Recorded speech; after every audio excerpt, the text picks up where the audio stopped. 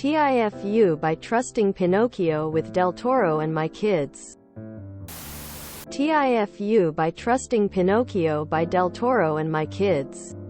Never could convince my 9 and 7-year-old to watch the original or even the new Disney version of Pinocchio. It's a gorgeous film. The cinematography is phenomenal. The songs are great. I don't want to ruin it for those who have not seen it.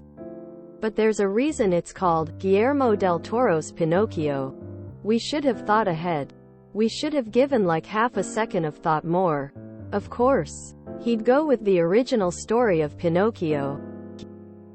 Dead kid. Nazis. Another dead kid. Like, a lot of dead kids. I mean, goddamn. This movie. Of course they would. I even told my husband it may be a bad idea for the 7-year-old. He said it'd be more whimsical than scary. It's a great movie. Fantastic even. But my husband was dead wrong. Visually. Holy God, the horror. I may have nightmares. There is got no strings on me in this version. My 9-year-old adores it. My 7-year-old will never recover. TLDR. Assumed Del Toro's Pinocchio would be just whimsy. We were dead wrong. Multiple children type dead wrong. Edit. As this post gains what seems like popularity, I'd like to add some context. My 9-year-old is all about horror. She loved the first installment of IT, the new Chucky movie. My 7-year-old prefers fantasy, like Willow, Lord of the Rings, and comedy like The Simpsons. This created an interesting opportunity to explain to my oldest some things she didn't understand, like the indoctrination of Nazi youth by their parents. It provided a viewpoint not many have covered, and I appreciated the opportunity for her to make the connections she did. Next, show them Pan's Labyrinth. It's about a girl who finds out she is actually a princess. There's even a nice scene where her stepfather gets an owie on his cheek but is able to heal himself. Where I watched Watership Down before I was 10 inches peeps at. My dad let me watch RoboCop when I was like 8. Remembering I thoroughly enjoyed it. Even to this day, I'd buy that for $1. There weren't any Nazis in the original 1880s story of Pinocchio, but the rabbits were there. The creepy Black Death rabbits. Dear Op. When Quentin Tarantino's Rescue Rangers pop up on your recommended viewings, think thrice about it. I appreciate this post. I probably would have TIFU'd the exact same way otherwise. Sometimes it helps to show them the making of video for the movie. Shows them the reality behind the movie. Maybe this will help the 7-year-old will sleep again at some point, haha.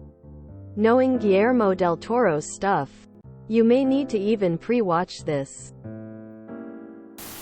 Now you have a 19 and a 17-year-old. Congratulations. TBH, I really liked it. Best version of Pinocchio that I've seen. Now you know what Disneyfication means. Most fairy tale type stories are gory. And some don't even have a happy ending, e.g. The Little Mermaid. So your husband just hasn't watched any Del Toro movies aside from maybe Pacific Rim? Or did he just look at the name behind Pan's Labyrinth, The Orphanage, and Mama and think, yeah, I'm sure this will be fine? Netflix popped it into the kids section next to stuff like Paw Patrol. I haven't seen it, but knew it would be trouble as soon as I saw how it was listed. I need to say that my 5-year-old wee girl, who I'm particularly hesitant at showing anything questionable to, absolutely loved Del Toro's Pinocchio. I didn't tell her what it was called. I just put it on. She absolutely loved it, and so did I. And yes, there were a good few times I turned to her mum expecting, right, that's enough, but it never came. She was enthralled and we were in awe of the animation. Watched with my 5 and 6-year-old and I didn't feel like it was that crazy. Definitely not as tame as others, but certainly not traumatizing, at least from my perspective. Despite some more mature concepts, it ended on a very positive note in my opinion.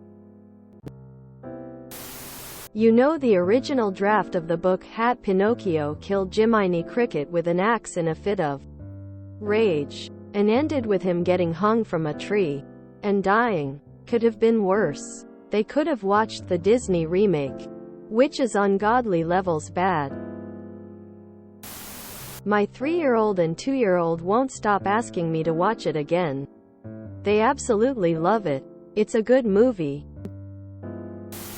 At least you showed them a good movie instead of that awful Disney remake.